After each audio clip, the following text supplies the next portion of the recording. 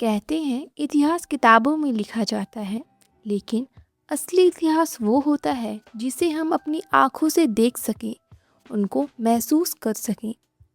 नमस्कार दोस्तों, राम मनोहर लोहिया अवध विश्वविद्यालय के इतिहास, संस्कृति एवं पुरातत्व विभाग द्वारा आयोजित इस शैक्षणिक भ्रमण के अंतर्गत हमारे विभागाध्यक्ष डॉक्टर संजय चौधरी के मार्गदर्शन में हम प्रयागराज के प्रमुख ऐतिहासिक एवं पुरातात्विक स्थलों का अध्ययन करने पहुंचे हैं।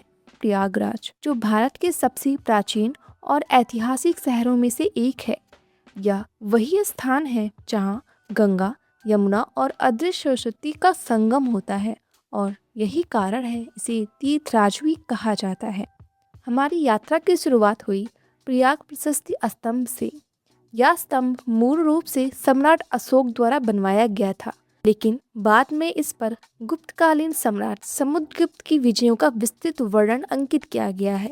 ये वही सम्राट समुद्रगुप्त हैं जिन्हें भारत का नेपोलियन भी कहा जाता है। वर्तमान समय में यह स्तंभ अकबर के किले के अंदर स्थित है। इस प्रशस्ति को समुद्रगुप्त के दरबारी कवि और मंत्री हर्षेर द्वारा लिखा गया है, जो संस्कृत भाषा के अत्यंत विद्वान थे। उन्होंने इस अभिलेख में समुद्रगुप्त की विजयों, उनकी दिग्विजय नीति तथा उनके उदार और कुशल शासक होने का अत्यंत प्रभावशाली वर्णन किया है। यह अभिलेख गुप्तकालीन इतिहास का एक प्रमुख और विश्वसनीय स्रोत माना जाता है। इसके बाद हम पहुंचे अकबर के किले में, जिसे मुगल सम्राट अकबर ने 16वीं शताब्दी में बनवाया था। यह किला गंगा और यमुना के संगम के पास स्थित है और अपनी विशालता व मजबूत संरचना के लिए प्रसिद्ध है। किले के अंदर ही हमें देखने को मिला पवित्र अक्षय वट। यह एक प्राचीन वट वृक्ष है जिसके बारे में मान्यता है कि यह कभी नष्ट नहीं होता है और इसे अमरता का प्रतीक माना जाता है। इसके बाद हम पहुंचे सप्तऋषि की मूर्तियों के पास, जो अक्षय वाटिका में स्थित है। ये मूर्तियां भारत के 7 महान ऋषियों कश्यप, अत्रि, वशिष्ठ, विश्वामित्र, गौतम, जमदग्नि और भारद्वाज का प्रतिनिधित्व करती हैं और हमारी प्राचीन ज्ञान परंपरा को दर्शाती हैं। अगला पड़ाव था सरस्वती कुंड, जिसे पौराणिक रूप से सरस्वती नदी से जोड़ा जाता है। यह एक शांत वातावरण मन को एक अलग ही शांति प्रदान करता है।